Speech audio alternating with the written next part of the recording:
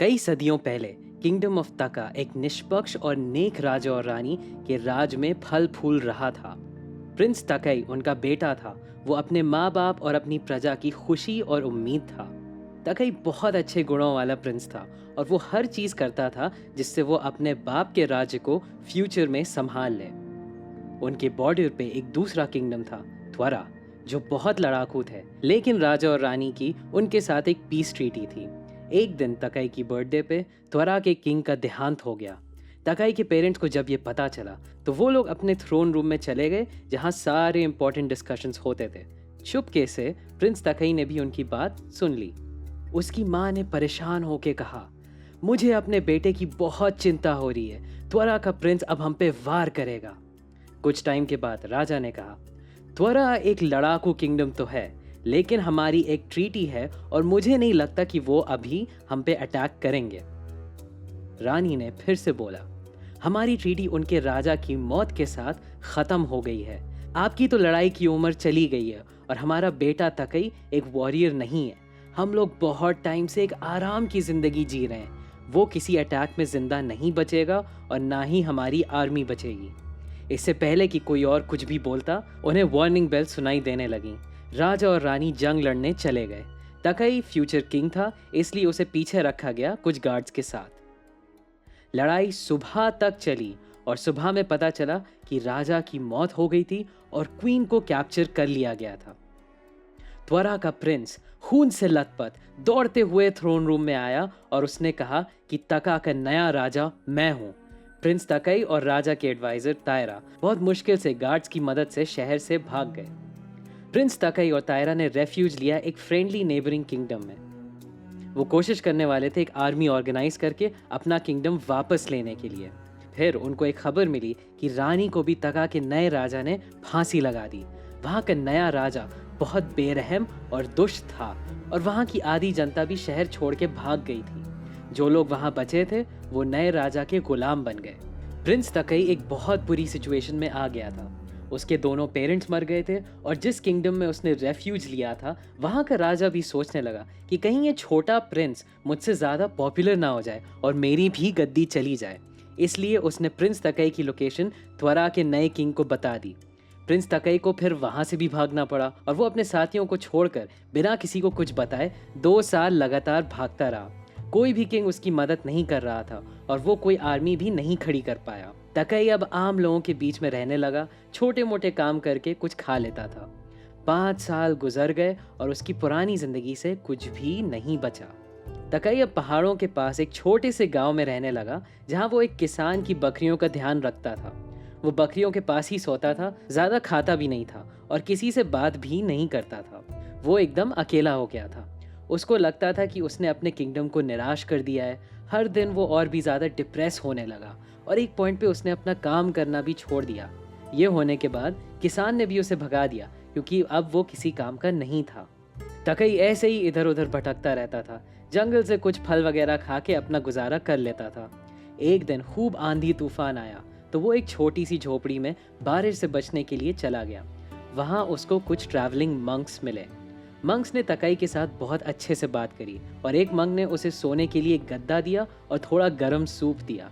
तकई एकदम से रोने लगा। वो भूल चुका था कि दुनिया में अच्छे इंसान भी हैं। वो भूल गया था कि दूसरे इंसान से बात करके कैसा लगता है। वो रात भर रोता रहा और उसे अपनी बुरी हालत पे बहुत शर्म आ रही थी। सुबह होते ही तकई ने सोचा कि वो जल्दी निकल जाएगा क्योंकि वो उन मंक्स की अच्छाई का फ़ायदा नहीं उठाना चाहता था। जब वो बाहर निकल रहा था तब एक मंक ने उसको रोका और उसको नाश्ता करने के लिए कहा। मंक उससे छोटी मोटी बातें करने लगा और तकई ने ज़्यादा कुछ बोला नहीं, लेकिन उसको बहुत अच्छा लग रहा था कि एक इंसान उसके साथ इतना अच्छा व्यवहार कर रहा है। एकदम से एक बुढ़ा आदमी झोपड़ी में आया और उसकी शक्ल देख के तकई उसको पहचान गया। तायरा। तायरा अपने प्रिंस के आगे आके झुक गया। उसने कहा, महाराज, मैं आपकी कब से तलाश कर रहा हूँ। आप 5 साल से गायब हो, लेकिन आपकी जनता अभी भी आपको याद करती है। वो आपको फॉलो करेंगे अगर आप लीड करने को तैयार हो। उनको आपकी बहुत ज़रूरत है। तकई बहुत निराश हो गया क्योंकि उसको पता था कि वो इतनी बड़ी रिस्पॉन्सिबिलिटी नहीं ले पाएगा। वो कितनी बार फेल कर चुका था। उसने कहा, मैं तुम्हारा राजा नहीं हूँ, मुझे अकेला छोड़ दो। तायरा ने उसको बहुत मनाने की कोशिश करी, लेकिन वो नहीं माना। फिर तायरा चला गया और तकई और भी ज्यादा डिप्रेस हो गया। तायरा के जाने के बाद मंक ने उससे कहा, तुम एक राजा हो, तुम क्यों अपनी और अपने लोगों की जिंदगी यहाँ आके बर्बाद कर रहे हो? तकई ने अपना सर झुका के कहा, कोई फर्क नहीं पड़ता कि मैं क्या करता हूँ, ये लोग मेरे बिना 5 साल जी चुके हैं, मेरे वापस आने से कुछ भी नहीं होगा। मेरा नाम गुंता है, मंक ने कहा। मैं और मेरे साथी पहाड़ों के ऊपर एक मॉनेस्ट्री में वापस जा रहे हैं, हमारे साथ आ जाओ, शायद तुम्हें वहां अच्छा लगे। लेकिन तकई इंटरेस्टेड नहीं था। थोड़े टाइम के बाद उसने कहा, मुझे अभी तक जिसने भी एक घर दिया है उसने हमेशा मुझे धोखा दिया है। मुझे अपने पास रख के तुम भी डेंजर में आ जाओगे। तुम्हारी मॉनेस्ट्री मेरा घर नहीं बन सकता। मंक ने तकई को बहुत ध्यान से देखा और फिर कहा, तुम्हें कैसे पता है कि इस बार भी वही होगा अगर तुम ट्राई नहीं करोगे? ये कह के मंक चला गया। उस दिन मंक्स ने झोपड़ी को खाली कर दिया और तकई वहां पे अकेला रुक गया। एटलीस्ट इस बार उसके पास एक रहने की खाली जगह थी और कुछ खाने के लिए भी बचा हुआ था। कुछ हफ्ते बाद उस झोपड़ी का असली मालिक आ गया। उसने तकई को बताया कि उसने अपना घर साधुओं को किराए पे दिया था और वो लोग वहां से जल्दी निकल गए थे, इसलिए उसको कुछ हफ्ते वहां पे फ्री में रहने को मिला। अब कुछ नए किराएदार आने वाले थे, इसलिए तकई को वहां से निकलना होगा। तकई फिर से बेघर हो गया और रात भी होने वाली थी। वो गांव के बाहर पास में ही अपना सोने का इंतजाम कर रहा था। उसी वक्त उसे एक पहचानी हुई शक्ल नजर आई, तायरा। महाराज, उसने कहा, मुझे माफ करिए कि मैं आपके पास फिर आया, लेकिन मेरे पास भी और कोई चारा नहीं है। सब जानते हैं कि मैं सिर्फ आपका वफादार हूँ और मेरी जान भी संकट में है। तकई नहीं चाहता था कि तायरा की जान को खतरा हो, तो उसने सोचा कि मैं तायरा को पहाड़ों की मॉनेस्ट्री में ले जाता हूँ। वहां पहुंचते ही उनको गुंता फिर से मिल गया। वो उनको देखकर बहुत खुश हुआ। ऑलमोस्ट ऐसा लग रहा था कि उसको पता था कि तकई मॉनेस्ट्री आएगा। तुमने आखिरकार अपनी राह ढूंढ ली है, गुंता ने मुस्कुराकर बोला। तकई लेकिन ज्यादा इंटरेस्टेड नहीं था मंक से बात करने में या मॉनेस्ट्री में रहने के लिए। वो बस तायरा के लिए यहाँ पे आया। अगले दिन शाम में तकई को गुंता ने मेडिटेशन रूम में बुलाया। उसने तकई से फिर पूछा, तुम एक राजा हो, तुम क्यों अपनी और अपने लोगों की जिंदगी यहाँ आके बर्बाद कर रहे हो? तकई ने कोई जवाब नहीं दिया, बस अपना सर झुका लिया। गुंता ने फिर से कहा, तुम्हें क्यों ऐसा लगता है कि तुम्हारी कोशिश फिर से नाकामयाब होगी अगर तुम ट्राई नहीं करोगे? तकई ने एकदम से गुस्से में आके जवाब दिया, आप क्या चाहते हैं कि मैं क्या करूं? वो एकदम फ्रस्ट्रेट हो गया था। मंक ने शांत होकर उसको जवाब दिया, मैं तुम्हें क्या करना है ये नहीं बता सकता, वो तुम्हें खुद समझना होगा। अगले दिन मॉनेस्ट्री में हर किसी के पास कुछ काम था जो वो कर रहे थे। उन्होंने तायरा को भी कुछ काम दे दिया था, लेकिन तकई के पास कुछ भी नहीं था करने के लिए। फिर एक मंक ने तकई को खाली बैठे हुए देखा, तो उसने तकई को एक बहुत पुरानी किताब दे दी ट्रांसलेट करने के लिए। तकई को समझ में ही नहीं आया कि वो क्या करे। उसने ये भाषा पहले कभी देखी नहीं थी। हालांकि वो प्रिंस था जिसको बहुत भाषाएं सिखाई गई थी, इसका एक वर्ड भी उसको समझ में नहीं आ रहा था। वो गुंता को ढूंढने चला गया। उसने कहा, मैं ये काम नहीं कर सकता। तुम एक प्रिंस हो, तुम पढ़े लिखे हो, तुम्हें तो ये करना आना चाहिए। तकई ने कोई जवाब नहीं दिया। हर किसी का यहाँ पे एक काम है और तुम्हारा काम आज का यही है, गुंता कह के चले गए। तकई को काफी महीने लगे वो किताब ट्रांसलेट करने में, लेकिन आखिरकार उसने कर ही लिया। वो गुंता के पास वापस गया और उसको लगा था कि गुंता नाराज होंगे कि इतना टाइम क्यों लगा, लेकिन असल में गुंता काफी खुश थे। तुमने अपना लेसन सीख लिया, गुंता ने कहा। कौन सा लेसन? तकई ने पूछा। मंक ने उससे पूछा कि पिछली बार तो तुमने कहा था कि तुम ट्रांसलेट नहीं कर पाओगे, अब तुमने कैसे ट्रांसलेट कर लिया?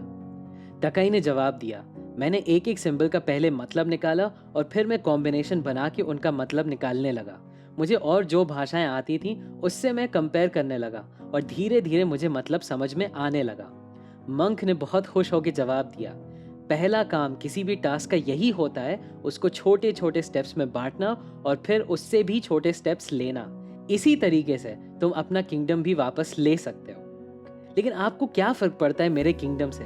तकई ने फिर फ्रस्ट्रेट होकर पूछा। मंक ने जवाब दिया, अगर तुम अपना टैलेंट या टाइम वेस्ट करते हो तो वो बात तुम्हें हमेशा खाती रहेगी। तुम्हारी तकदीर तुम्हें जवाबदेह ठहराएगी अगर तुमने अपना टैलेंट वेस्ट किया। मेरा गिफ्ट है लोगों को गाइड करना और उनको रास्ता दिखाना। तुम्हारी तकदीर है एक राजा बनना। मुझे अपना काम करना है ताकि तुम अपना काम कर पाओ। काफी देर बाद तकई ने जवाब दिया, लेकिन मैं बार बार फेल हो चुका हूँ। इस बार कुछ अलग क्यों होगा? मैं हार हार के थक गया हूँ। मुझे समझ में नहीं आ रहा कि अब मैं क्या करूँ। गुंता ने सोच के काफी टाइम बाद बोला और उनके हर शब्द तकई पे भारी पड़े। तुम इस बात में विश्वास नहीं रखते हो कि तुम बदल सकते हो। यही तुम्हारा पाप है। तुम्हारे साथ अतीत में जो हुआ तुम सिर्फ उसी के बारे में सोचते हो। तुम्हें लगता है कि तुम एक फेलियर हो। तुम्हें लगता है कि तुम वही हो जो अभी तक तुम्हारा एक्सपीरियंस रहा है, लेकिन ऐसा नहीं है। तुम्हें अपने अंदर की आग ढूंढनी होगी। तुम्हें जिम्मेदारी अपनी तकदीर और अपने लोगों की उठानी ही होगी। ये कह के गुंता चले गए। उन दोनों की बात काफी समय तक नहीं हुई और तकई ने उनके आखिरी शब्द के बारे में बहुत सोचा।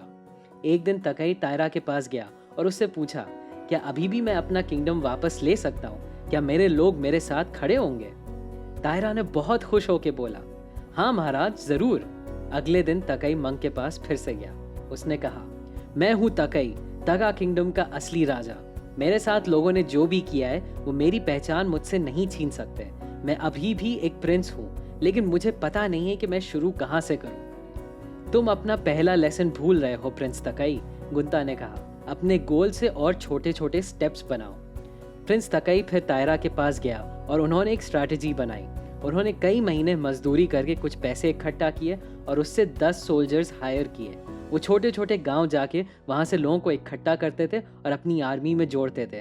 धीरे धीरे प्रिंस तकई के वापस आने की खबर हर जगह फैल गई और लोग झुंड बना के उनकी आर्मी ज्वाइन करने लगे।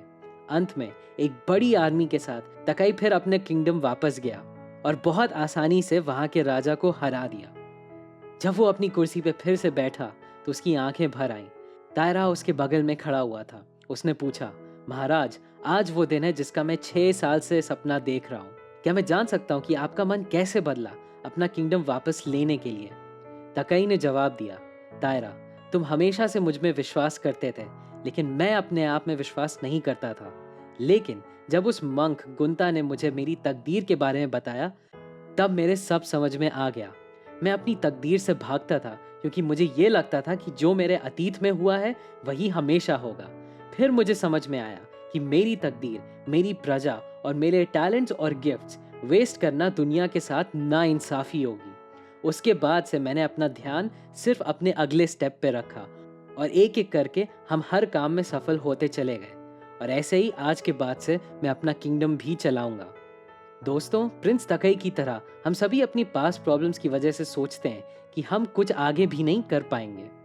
सेल्फ इम्प्रूवमेंट की आग हर किसी के अंदर कभी ना कभी आती है, लेकिन ज़्यादातर लोग कुछ टाइम के बाद छोड़ देते हैं क्योंकि वो अपने पास से अपने आप को डिफाइन कर लेते हैं। ये करने के बजाय आप सिर्फ अपने नेक्स्ट स्टेप पे फोकस करिए और धीरे धीरे आप भी अपने लाइफ के हर एरिया में सफल हो जाएंगे।